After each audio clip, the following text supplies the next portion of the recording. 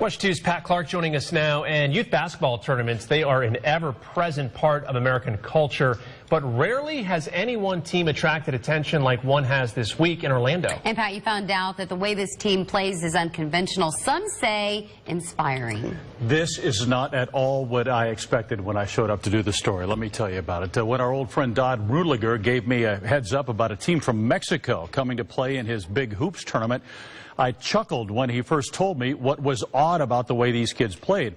What I would learn after hearing their story is no laughing matter, but it did give me reason to smile. It is a dizzying array of basketball talent. For 2 weeks, Youth Basketball of America, based here in Orlando, hosts its national tournament on 14 courts at the Convention Center. The cream's always going to rise to the surface, but for every one of them, you got little Johnny and Susie that just want to play and have a good time. For a team of youngsters here from Mexico this week, having a good time is as uncommon as how they play the game. Wearing no shoes may seem odd to us, but in the poverty-stricken area where the Triquis people live, it's all they've ever known. They don't use shoes up there in the mountains. They walk in a lot through rivers, through rocks. Sometimes walking 2 hours to practice on a dirt court each day, these youngsters almost unknowingly were opening doors for themselves. The team's head coach told us how basketball has injected new life and purpose into these kids. Kids who are used to eating one meal a day and sleeping in tiny huts and owning no shoes.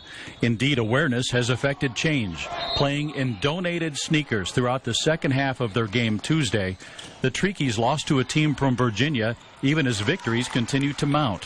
Who'd have thunk that calluses on the feet of poor young basketball players could one day offer them a promising future? It already has for some former team members. They are now in high school, and some of them, they are in college, getting a coaching and physical education degree.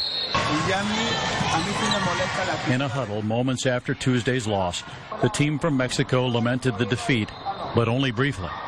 No doubt mindful of the ever-present message on the back of their warm-ups. Life is incredible.